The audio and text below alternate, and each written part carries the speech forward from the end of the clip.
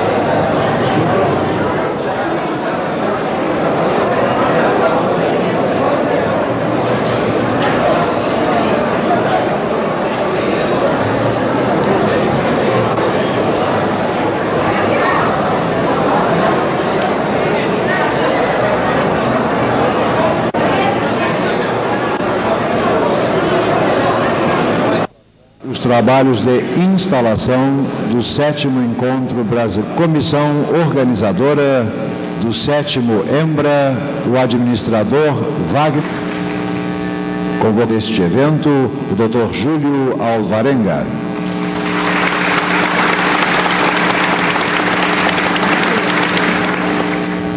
Representando o diretor da Faculdade de Administração e Finanças da Universidade do Estado do Rio de Janeiro, convocamos o professor Humberto Maia Lima.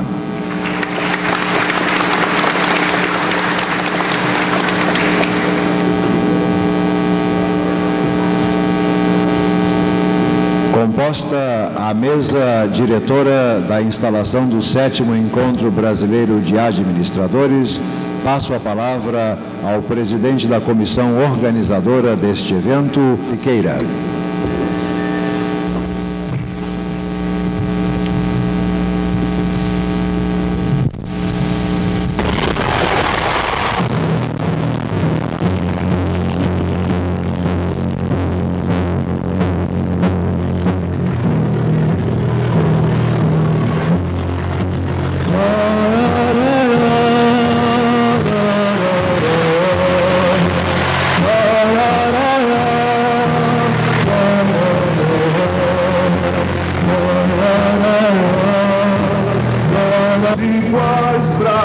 Excelentíssimo senhor ministro Aloysio Alves, companheiros, companheiras, colegas administradores, 21 anos dos administradores ao lado do povo.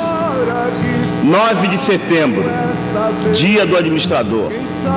21 anos de existência legal de nossa profissão. A sua contribuição ao país e ao povo.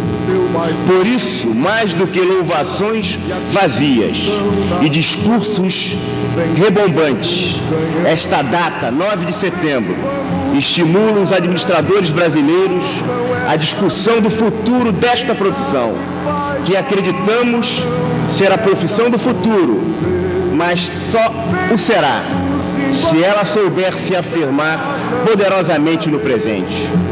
É por isso que estamos aqui neste 7º Encontro Brasileiro dos Administradores. Historicamente, a nossa profissão nasceu no momento em que, no bojo das transformações provocadas pela Revolução de 30, esgotava-se o velho estado de bacharéis a serviço de um controle das elites agrárias. A industrialização e a modernização da máquina estatal, função que nunca chega.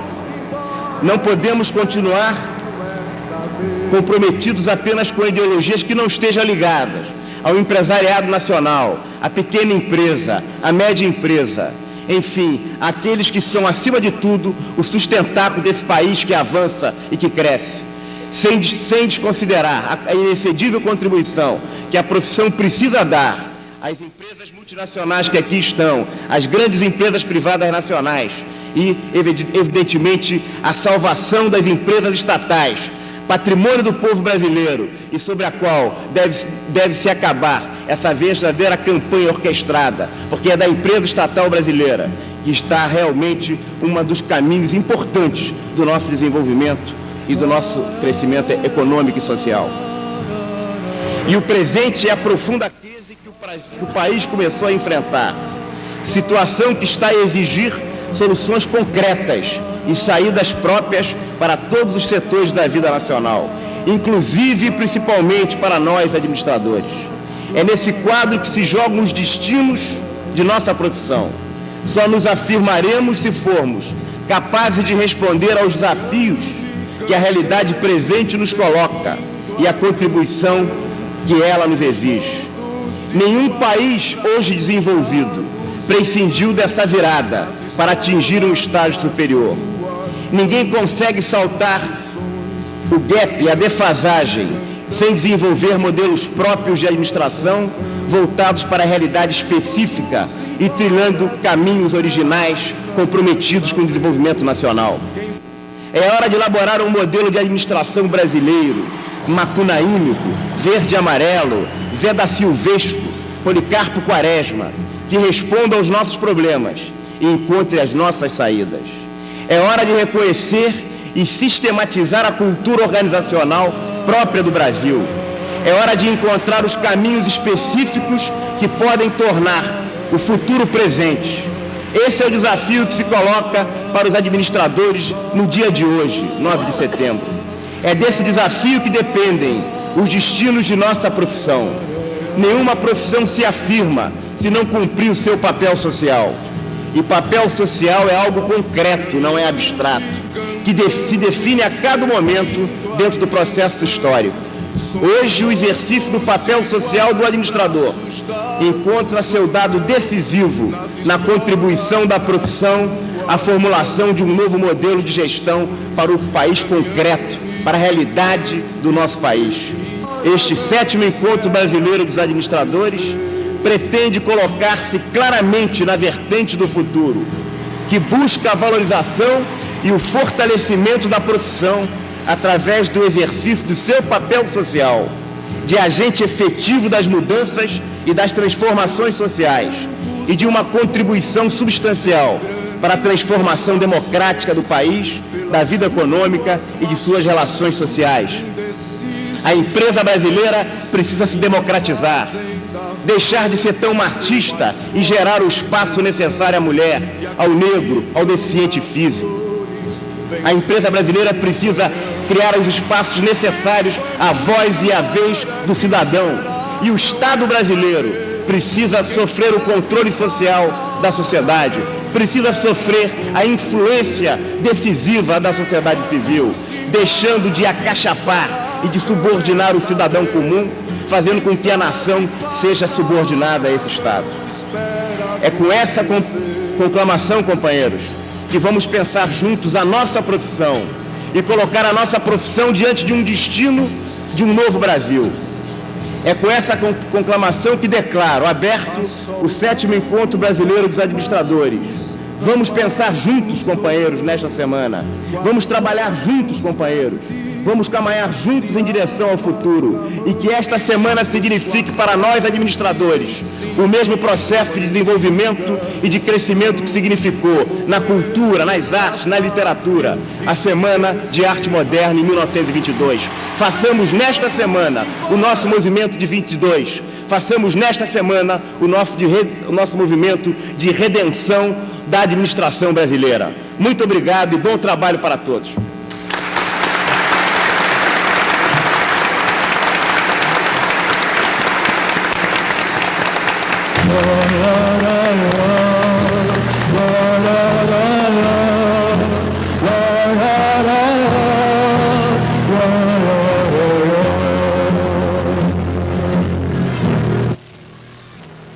Passamos a palavra agora ao deputado Edésio Frias, que prestará uma homenagem de público a um grande administrador brasileiro.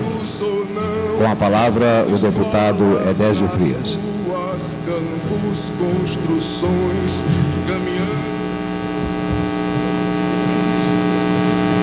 Excelentíssimo senhor ministro da Administração, doutor Aloysio Alves, excelentíssimo administrador, doutor Wagner Siqueira, presidente do 7º Encontro Brasileiro de Administradores, excelentíssimos senhores componentes da mesa, prezados administradores, senhoras e senhores. Este é um momento de profundo significado para o Estado do Rio de Janeiro, na qualidade de representante do povo desse Estado, que hoje tem o privilégio de recepcionar administradores vindo de todas as partes do Brasil. Tive a honra de apresentar um projeto de resolução à Assembleia Legislativa, que, aprovado por unanimidade, teve a seguinte redação: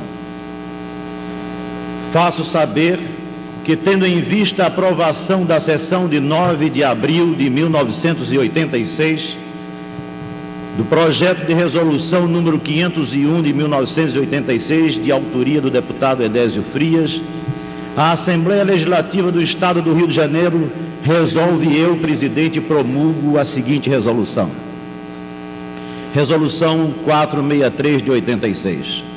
Concede o título de cidadão do Estado do Rio de Janeiro ao Dr. Belmiro Siqueira.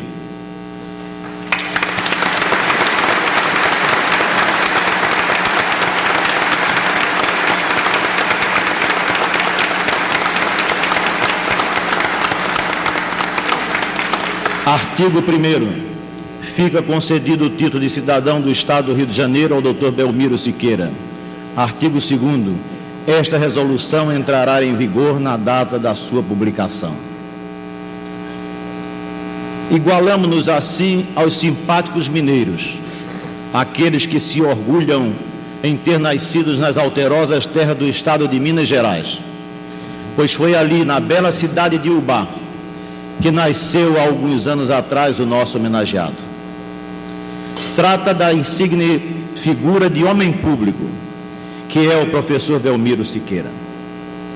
Desnecessário se torna um plenário como este, constituído de administradores, destacar os valores, os atributos e a contribuição que o professor Belmiro Siqueira tem trazido ao Brasil, aos brasileiros e também ao nosso Estado do Rio de Janeiro.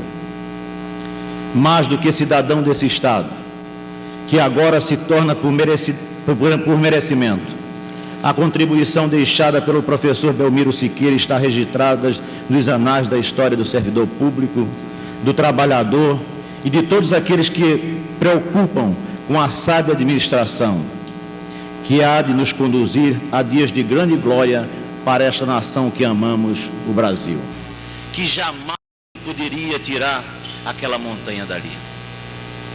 E ele disse para um deles, que chamou de louco: olha, se eu não conseguir tirar essa montanha, os meus filhos continuarão a minha obra.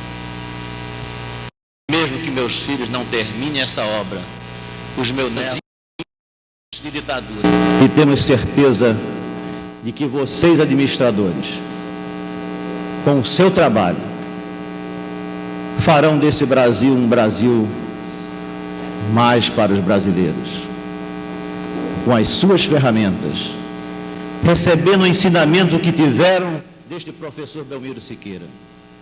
Tenho certeza que nós iremos ver esse Brasil liberto desta montanha de crises, com o seu trabalho e com a sua participação.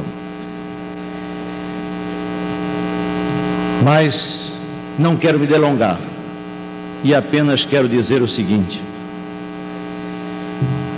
aqui está, sem dúvida nenhuma, uma vida que fala por si mesma e que deixa como herança a todos nós o sangue do seu sangue, o pensamento do seu pensamento e a possibilidade de se alcançar os ideais ainda não conquistados, que é Wagner Siqueira. Convido ao professor Belmiro Siqueira para, nesse instante, receber o título votado pela Assembleia Legislativa.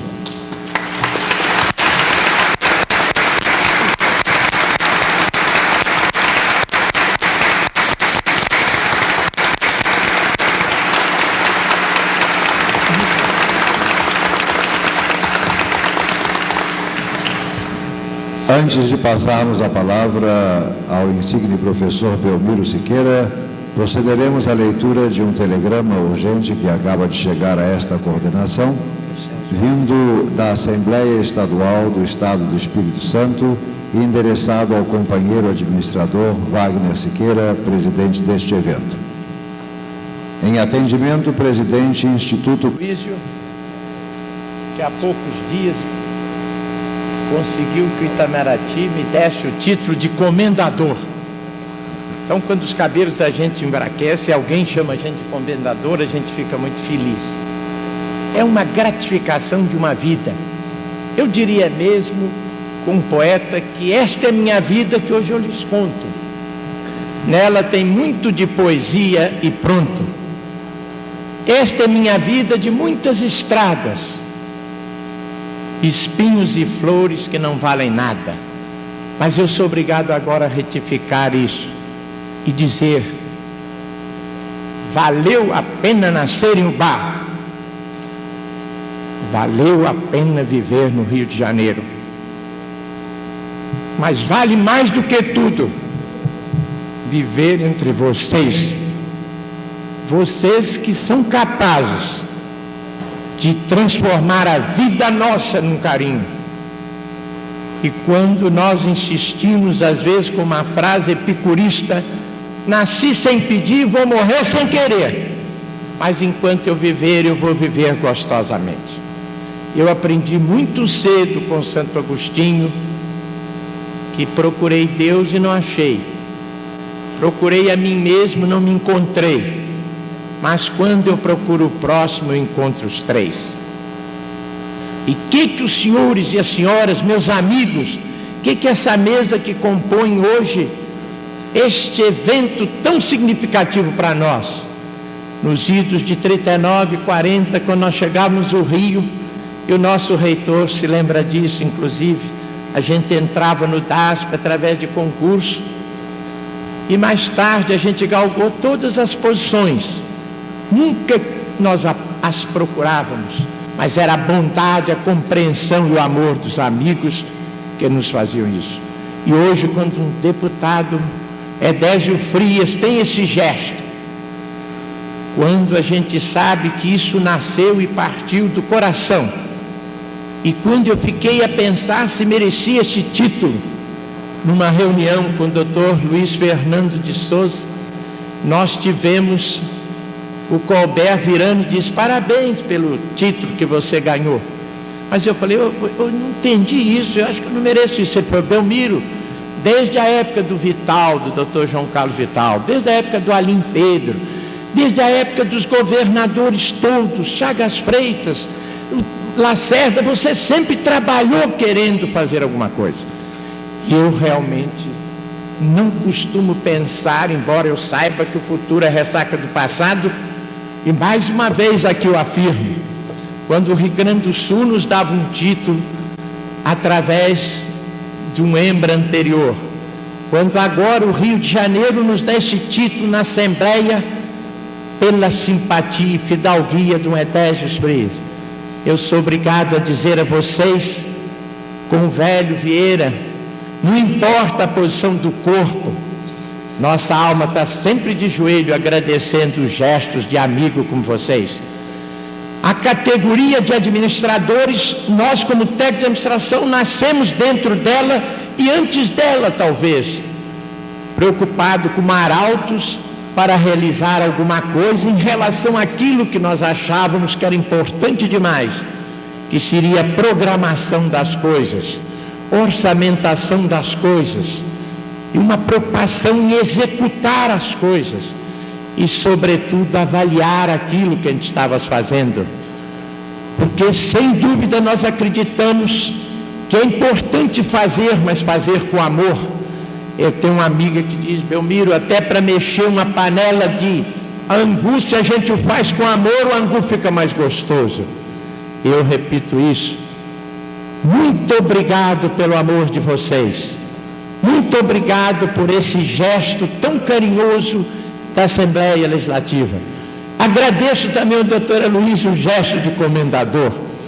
Ele disse outro dia lá, junto ao encontro que nós estávamos no Paraná, ele disse, eu tenho 1 ano e pouco de administração, mas o Belmiro já está com 80 anos de administração, e tudo isso é uma verdade, e que eu aceitei o gracejo dele, porque de verdade mesmo, desde que nós, através de um irmão chamado Eurico Siqueira, nós nos iniciamos na administração, nós escolhemos um caminho, nunca mais soubemos nos afastar deles, e mais ainda, induzimos alguém a fazê-lo, e temos uma filha que tem 2 nomes, Rosane Obequi, e a Rosane é administradora, e hoje é administradora até de recurso humano do IPERJ, trabalhando nesse edifício. Mas é importante também que a certa altura o Wagner fez 3 vestibulares, um vestibular para aeronáutica, um vestibular que ia para engenharia e um vestibular para Fundação Getúlio Vargas, para a EBAP. E quando eu soube depois, ele tinha se matriculado na EBAP. E ao matricular-se na EBAP, ele disse, não, velho, eu acho que você se dá tão bem nessa profissão que eu também vou me engajar nela. E eu faço questão de insistir. Eu subi nas costas do meu irmão mais velho, chamado Eurico Siqueira.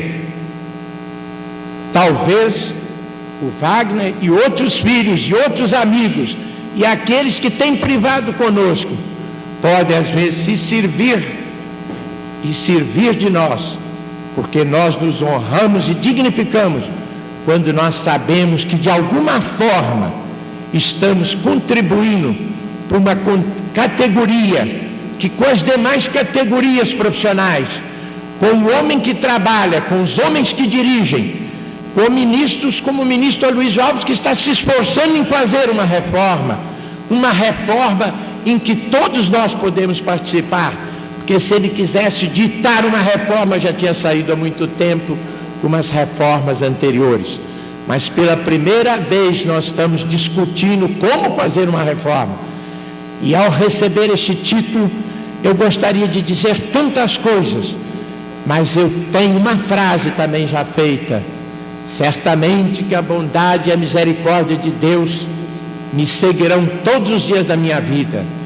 Eu habitarei na casa do Senhor por longos anos, e é isso que eu sinto ao estar no meio de vocês. Muito obrigado pela entrevista.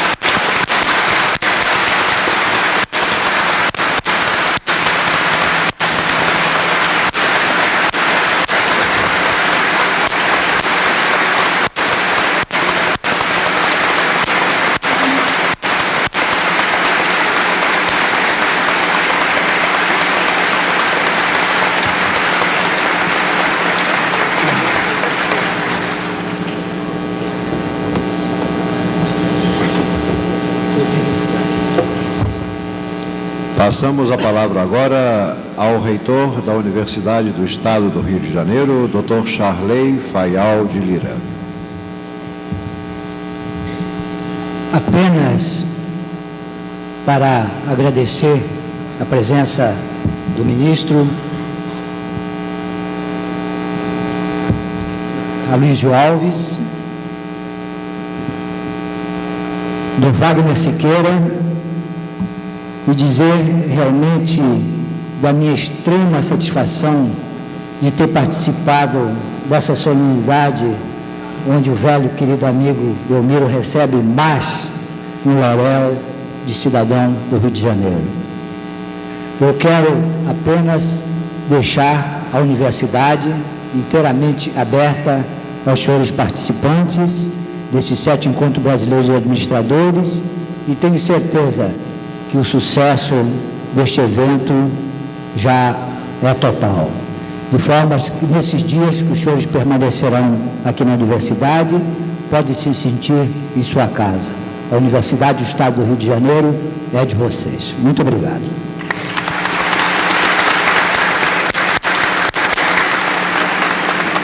Convocamos agora o presidente da 10ª Comissão Regional de Administração, a senhor Walter Lemos, bem como o presidente do 9º Conselho Regional de Administração, senhor Ivo Arzua Pereira, ex-ministro da Agricultura. Ambos os presidentes, não só do 10º Conselho Regional de Administração, como do 9º Conselho Regional de Administração, farão a apresentação de moções ao excelentíssimo senhor ministro de Estado da Administração, Dr. Aloysio Alves.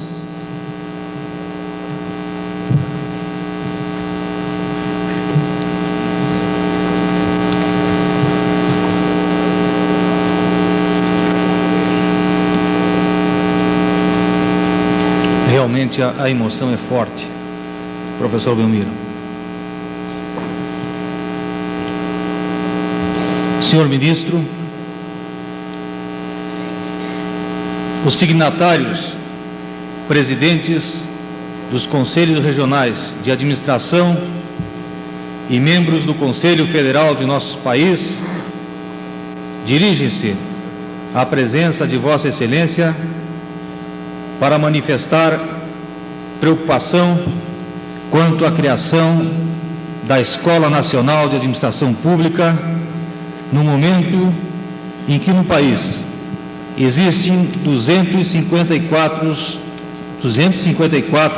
escolas de administração que formam 150 mil alunos, dos quais 20 mil são colocados anualmente no mercado de trabalho, e que parte poderia ser absorvida pelos governos federal, estaduais e municipais, bastando que, para isso, se incentivassem as universidades locais para o retorno do treinamento da administração pública nacional. Essa razão leva-nos, senhor ministro, a propor a Vossa Excelência que a entidade que representamos participe da regulamentação da ENAP durante a sua constituição, para que se evite superposições de funções e invasão do espaço profissional, indesejáveis à categoria. Rio de Janeiro,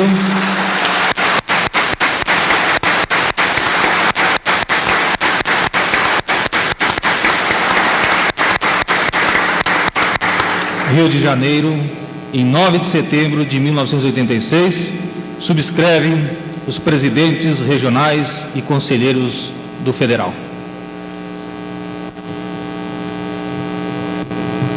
Ministro da Administração, Aloysio Alves, excelentíssimo colega administrador Wagner Siqueira, presidente coordenador do 7º EMBRA, e mais autoridades já nominadas, caros colegas.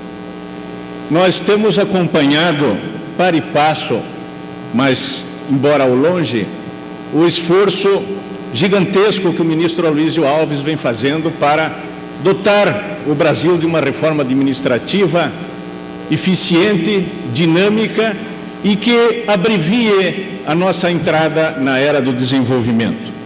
E eu lembro, ministro, apenas como introdução a esta moção, de um pensamento do sociólogo e educador norte-americano John Dewey, que dizia que existem nas comunidades das democracias forças poderosíssimas que normalmente são ignoradas pelos poderes públicos e que essa potencialidade imensa que existe nas democracias poderia ser conjugada e orientada no sentido do bem comum, poderia produzir resultados magníficos em curto prazo.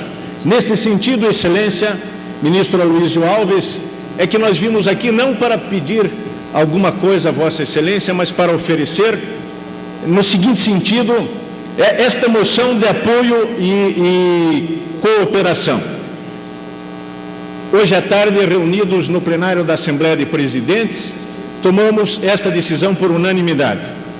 O plenário da 22ª Assembleia de Presidentes, constituído pelo Conselho Federal e pelos presidentes dos conselhos regionais de administração, representando cerca de 100 mil profissionais, ao ensejo do 7º EMBRA e da Data Nacional do Administrador, considerando, primeiro, que as iniciativas do Ministério da Administração, dirigido com raro senso de responsabilidade, coragem e patriotismo, por Sua Excelência o ministro Aloysio Alves, no sentido de aprimorar as estruturas públicas nacionais, são dignas do nosso maior encômio, respeito e acatamento. Segundo, que o Conselho Federal de Administração e os Conselhos Regionais de Administração são órgãos de alta representatividade da categoria profissional dos administradores.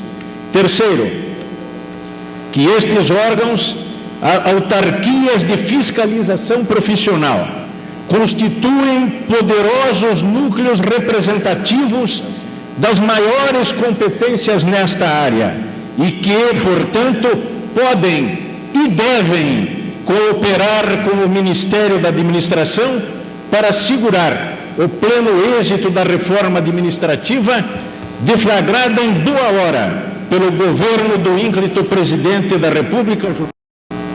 Porque há outras reformas administrativas.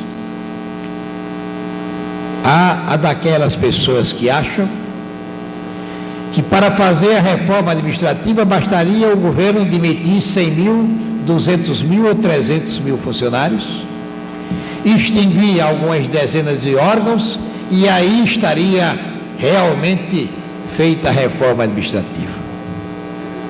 E por esta razão, não acreditam na reforma que nós pretendemos fazer.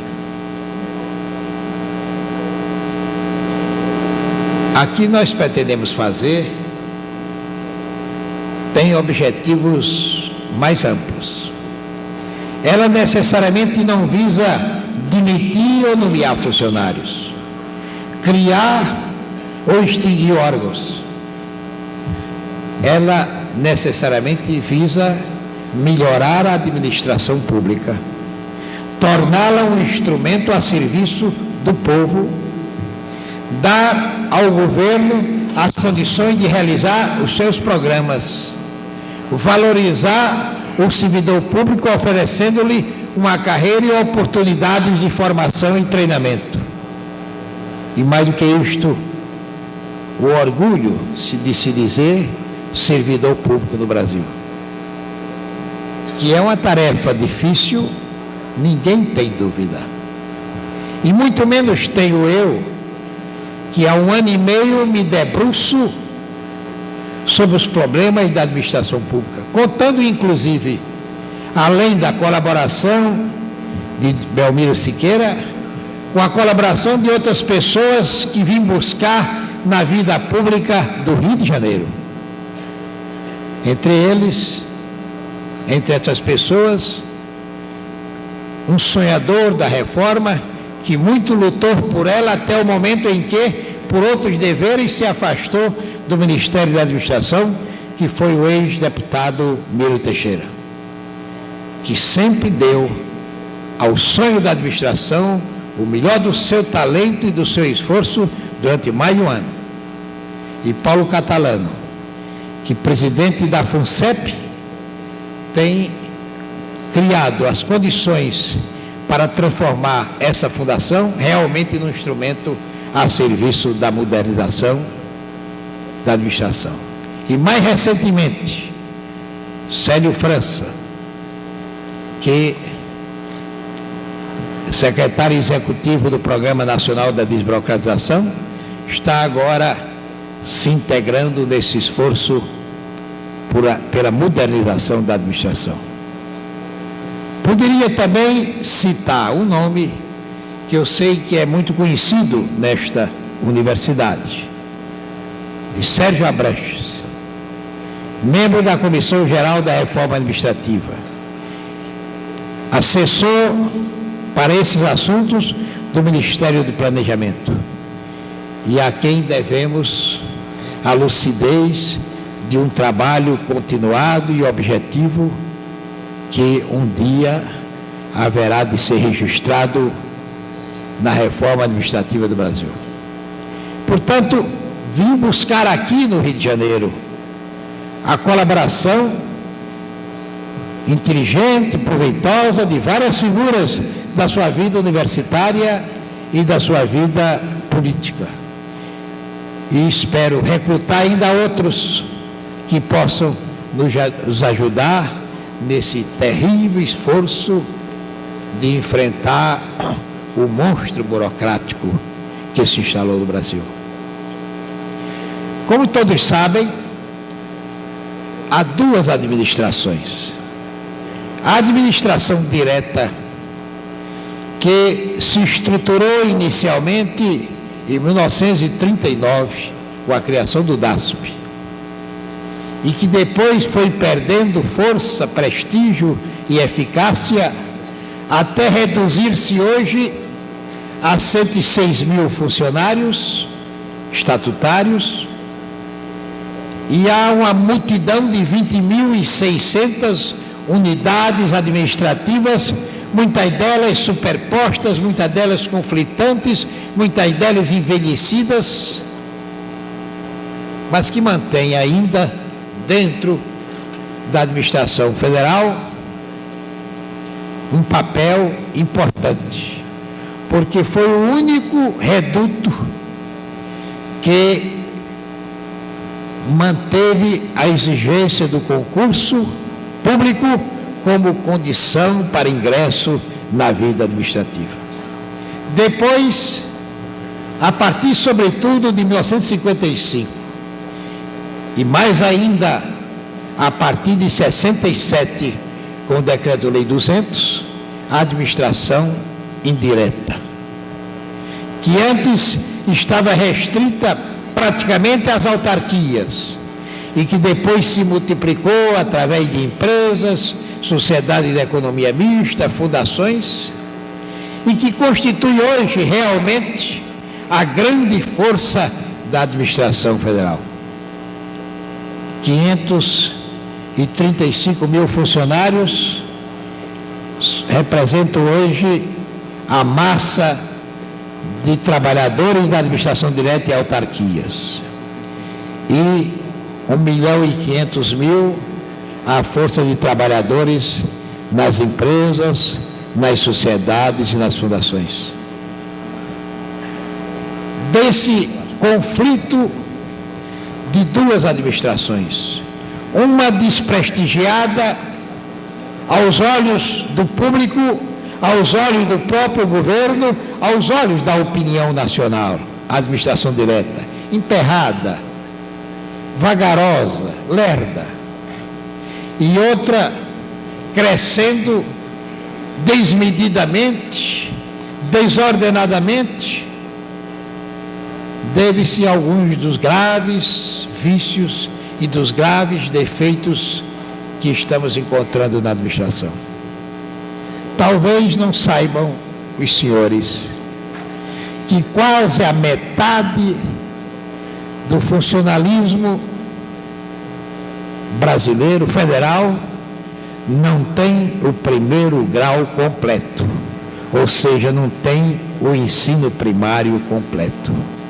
42% não completaram o primeiro grau, o que revela uma certa e inegável incapacidade de cumprir as tarefas que são cada dia mais complexas da administração pública, e o que certamente dificulta até a assimilação de conhecimento e de treinamento profissional, pois lhe faltam as bases do curso do primeiro grau.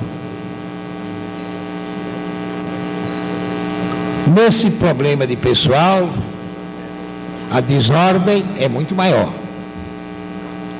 A começar pela desordem dos salários, que além de serem pequenos e insuficientes para muitas categorias e inadequados para outras categorias, não representam para o funcionário qualquer perspectiva de progresso pessoal.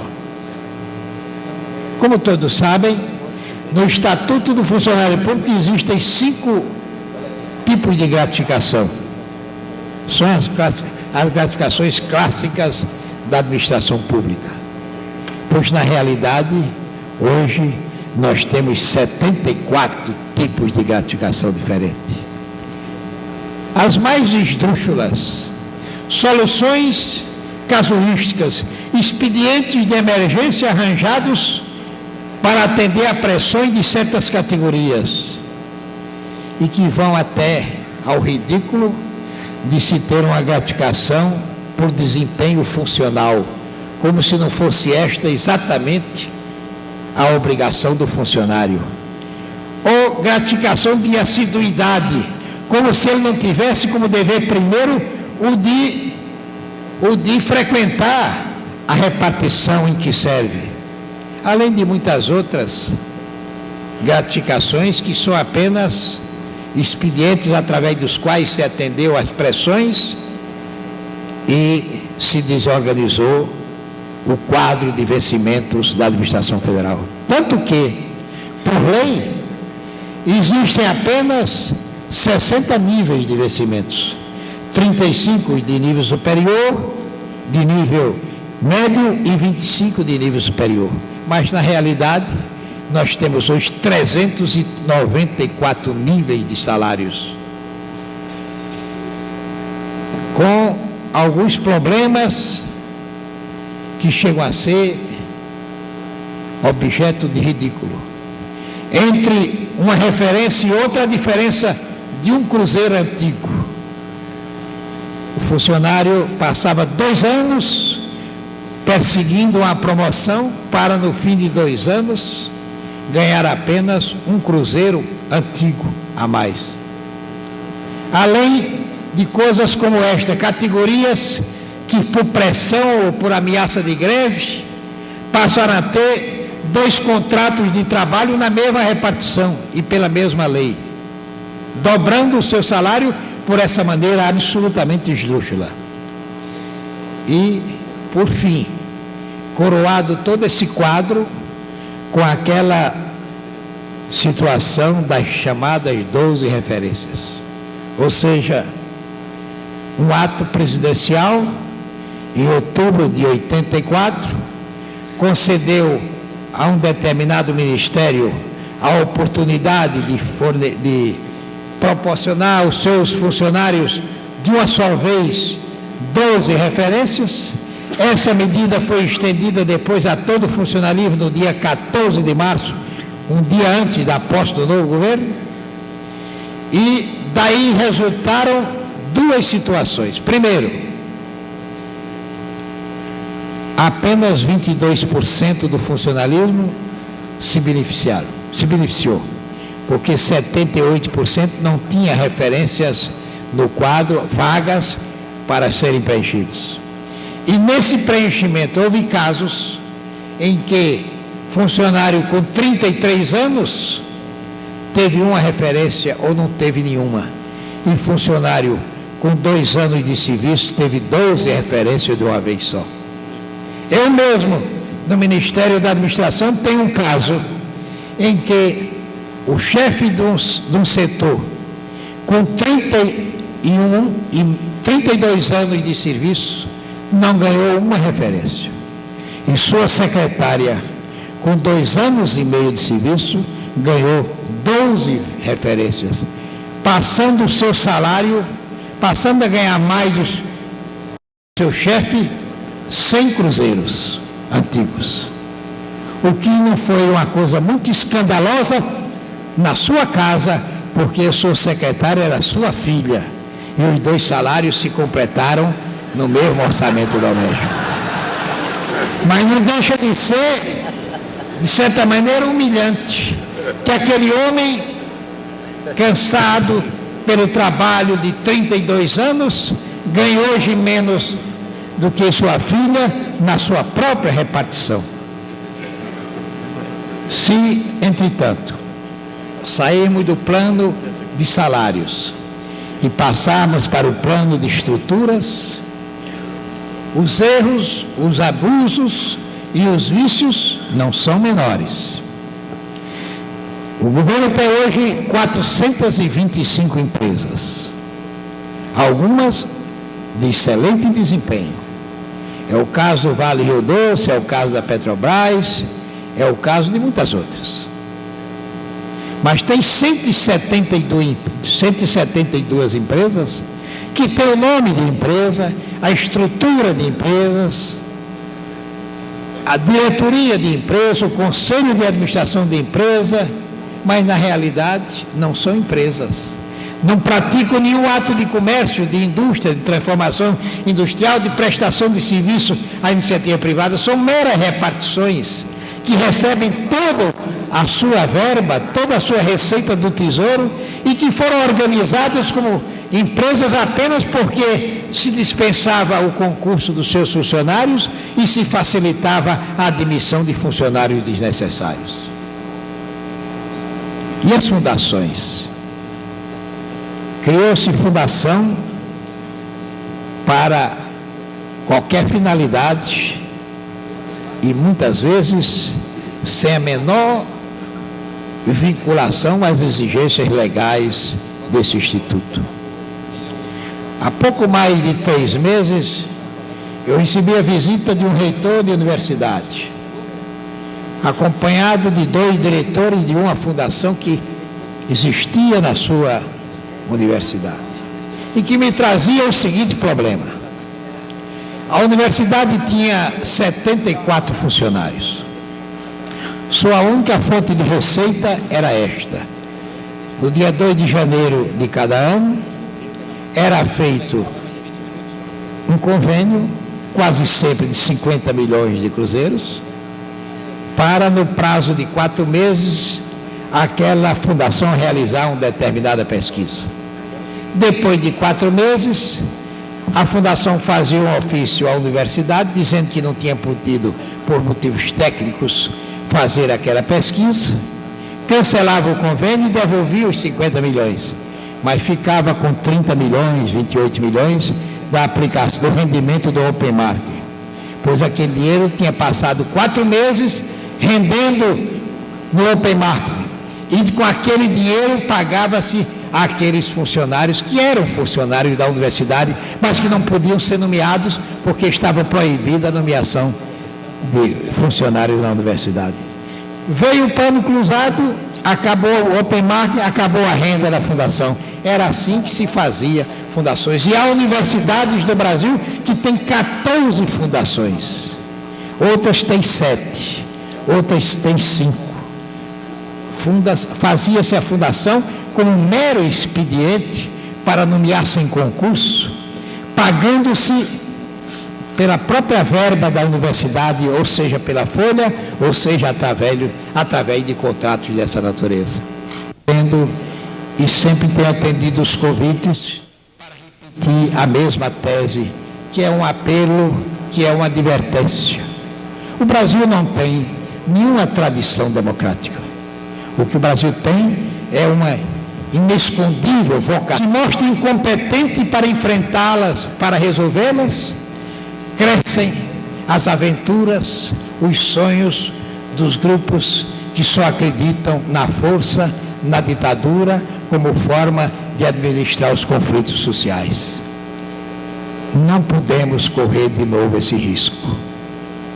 Mas se realmente continuarmos, o problema de cada um de nós, na medida em que ela não funcione, na medida em que ela não funcione bem, funcionarão mal os seus serviços. E na hora em que ela, ano a ano, funcionar mal e cada vez pior, o povo vai perdendo a fé no governo, na administração, na democracia, e aceitará passivamente qualquer outra esperança, qualquer outro sonho que venha embutido ou disfarçado numa tentativa ditatorial. Portanto, melhorar a administração pública é exigência fundamental, deteriorada, porque o povo cada dia vai desquerer dela, vai respeitá-la menos. E é por isso que, por determinação do presidente Sarney, e contando com a colaboração de muitas entidades, de especialistas, de professores universitários, de administradores, nós estamos tentando fazer uma reforma administrativa no Brasil. A primeira que será feita no regime democrático. A de 39 foi feita no Estado Novo, no regime ditatorial. A de 67, feita no regime ditatorial de 64. Agora é a grande oportunidade, ou se renderá incompetente e incapaz a qualquer surto autoritário que nasça da impaciência do povo. Razão pela qual eu digo aos senhores, mais como advertência e mais como apelo, vamos melhorar a administração, vamos enfrentar as dificuldades. O governo está fazendo isto a despeito das eleições que estão marcadas. Desde o ano passado que proibimos ao presidente que proibisse também na administração indireta, e ele proibiu a despeito de termos o ano passado eleições nas capitais. Ainda agora o governo prorrogou a proibição de nomeações a despeito dos partidos que eu apoio estarem disputando eleições para a Constituinte e para os governos estaduais. O governo, portanto, está cumprindo a sua parte, está assumindo a sua responsabilidade. É preciso que nesse esforço conte com o apoio de cada um e de todos. E é este apoio que eu estou pedindo, não para que o governo tenha uma boa administração, não para que os funcionários tenham